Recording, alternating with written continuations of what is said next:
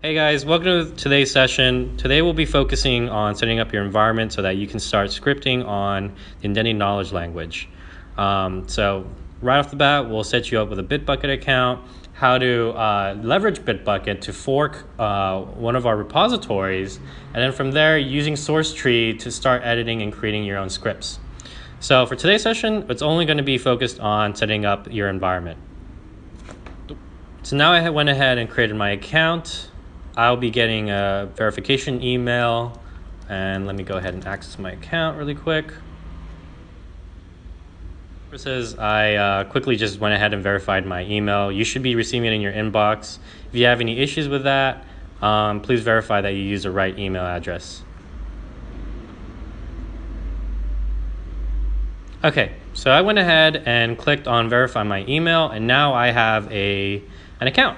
And I'm going to go ahead and create a username in here. Let's call it Charles IK Community. All right. And now that I have a unique username, I have gone ahead and logged into my Bitbucket account. From here on out, you go ahead and go to the Bitbucket repository for Indeni knowledge. The link will be provided in the description of this video below. But once you get here, you'll have a public access to the repository that we're leveraging for building new code into the Indeni knowledge platform. From here, you go ahead, click on the plus sign, and then you go ahead and click fork this repository. And then I'll go ahead and create a unique name for yourself. I think the best convention would be your username on the extended community, IKP,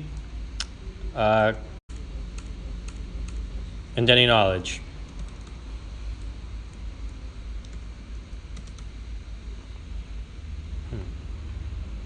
So to download SourceTree, you can go ahead and quickly Google it.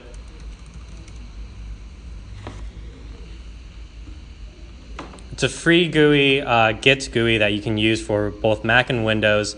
The installation process is a little different, but I'll go ahead and show you how to do it on the Mac. So let me go ahead and save it.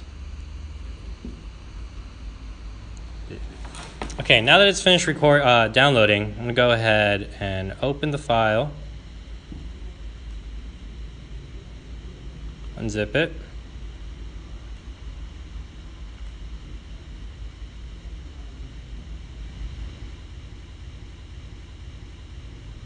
Open SourceTree.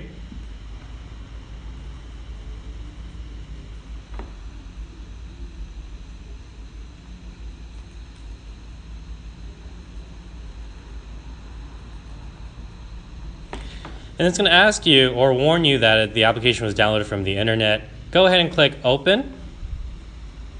But for future purposes, you're going to want to move this to the applications folder. And I already have it in the applications folder, so it's not a big concern. But once you go ahead and move it to the applications folder on the Mac, you'll now be able to access it at any given time from the applications folder. Now let's go ahead and determine that we have SourceTree opened.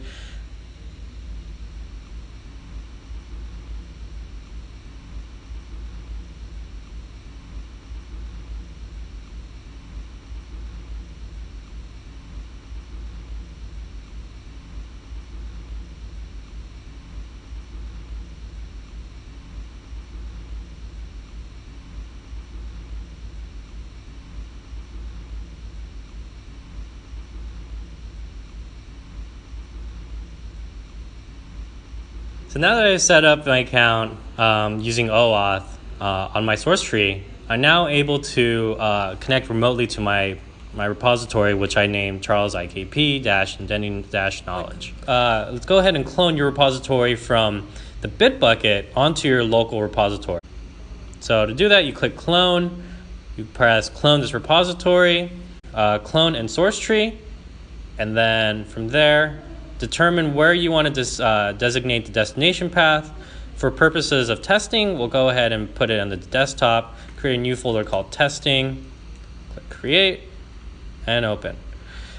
And from here on out, what that means is that it's now going to clone the repository that we just forked from the Indeni knowledge repository, and it's going to copy all of the files over to your your computer in the directory that you designated.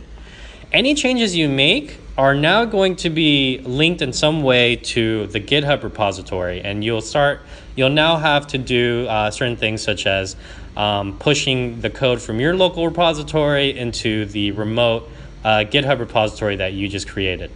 We'll show you how to do that in a separate video, but for today's purposes, let's go ahead and clone it, and so that you can now access and play around on your local machine the code that is in your repository. Okay, now we've created the repository, we've cloned it on our local computer. We now can play around with anything we want on it. The way to do this, and the best way in our opinion, is to use Sublime Text or any text editor of your choice. But for us, and for the purposes of training, we're going to show you how to play around with the code from your forked repository copied onto your local computer using Sublime Text. The best way to do this is to go ahead and open Sublime Text.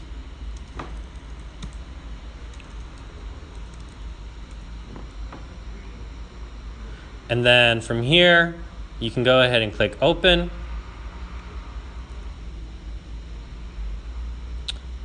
And then go ahead and navigate to the directory where you cloned your GitHub repository. For me, it was under desktop. It was under testing, and I go ahead and click open.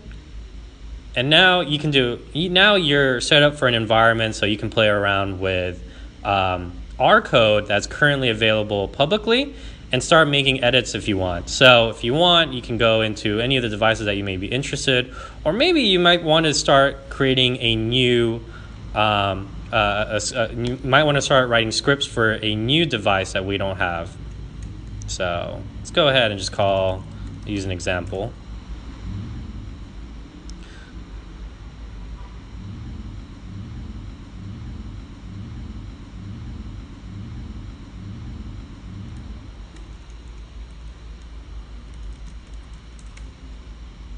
Okay. Now, most of the IND scripts and most of the focus of the scripts that you'll be working on will be under the parsers folder. If you're going to be making any changes or any new rules, that would be under the rules folder. That's the end of this session. If you guys have any questions, please pose it on the forums. Thank you.